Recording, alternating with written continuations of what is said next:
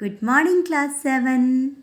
Last video में हमने expert detective यानी कुशल जासूस पाठ की शुरुआत की थी, जिसमें हमने जाना था कि किस तरह सेवन और उसकी बहन माया दोनों ही मिस्टर नाथ के बारे में जानने को उत्सुक हैं।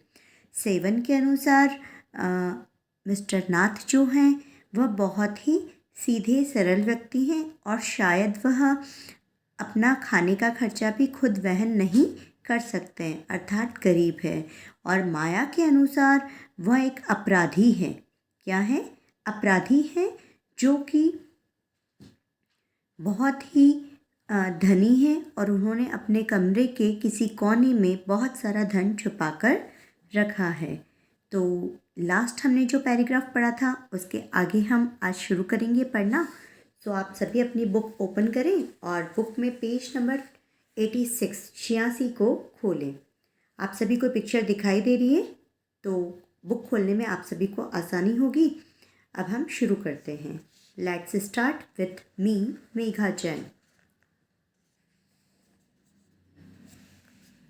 हमने लास्ट पैराग्राफ में कल पढ़ा था कि किस तरीके से सेवन और माया के बीच में बात हो रही थी और उनकी बात ख़त्म हुई थी कि किस तरीके से मिस्टर मेहता ने उन्हें बताया था कि रमेश भूतल पर स्थित भोजनालय यानी रेस्टोरेंट से हमेशा ही खाना लेकर के ऊपर आता है। अब हम उसके आगे पढ़ेंगे। लेकिन Maya Mr Mehta told us he doesn't work anywhere. Mr Mehta ने हमें यह भी बताया था कि वह कहीं भी काम नहीं करता है। So how can he possible have money to pay for food.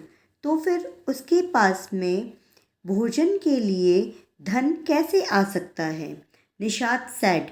किसने कहा था ये? निषाद ने कहा। किसने कहा था? निषाद ने। एग्जैक्टली, है ना? एग्जैक्टली का मतलब क्या होता है? बिल्कुल।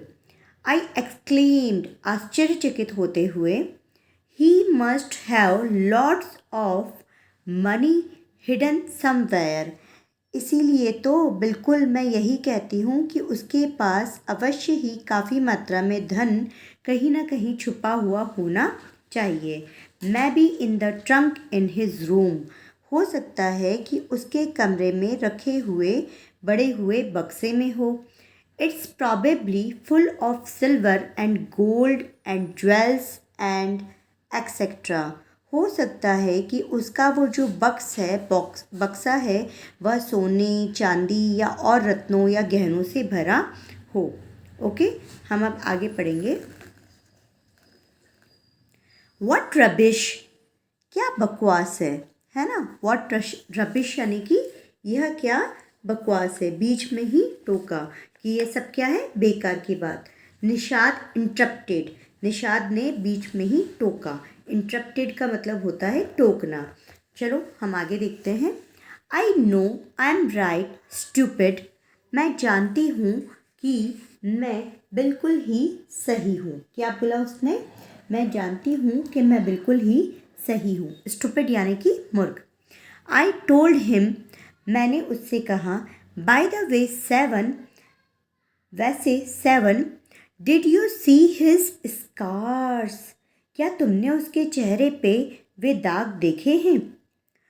आई couldn't, it was too dark, but I bet he got them during a shootout with the police or something. मैं ठीक नहीं समझ पाई, लेकिन मैं शर्त लगा सकती हूँ। आई बैट यानी शर्त लगाना।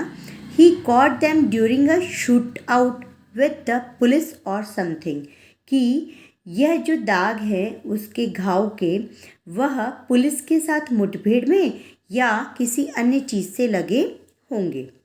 Mummy told us quite clearly they were burn scars. Mummy ने स्पष्ट रूप से हमें बताया था कि वे जो दाग है वो किसके निशान हैं? जलने के निशान है ना? बर्न स्कार्स यानी कि जले के निशान। Nishad sad firmly. निषाद ने दृढ़ता से कहा। फर्मली यानी कि दृढ़ता से कहा। Perhaps the police had to set his house on fire to force him out. शायद, perhaps यानी शायद, the police had to set his house on fire to force him out. हो सकता है कि पुलिस को उसे बाहर निकालने के लिए उसके घर में आग लगानी पड़ी होगी। I suggested 7 looked unsure, है ना। I suggested 7 looked unsure, है ना। यहाँ पे 7 जो था वह अनिश्चित दिखाई दिया। यह सुझाव I suggested यानी यह सुझाव दिया था। यह सुझाव किसने दिया था? माया ने दिया था, लेकिन उसे इस बात में 7 जो है उसका भाई निषाद, जिसका नाम है, अनिश्चित दिखाई दिया। ओके, होपफुली आप सभी को इस वीडियो का यह पार्ट समझ में आया है बहुत ही अच्छी तरीके से। अगले वीडियो में हम इस चैप्टर के 3rd पार्ट को पढ़ेंगे।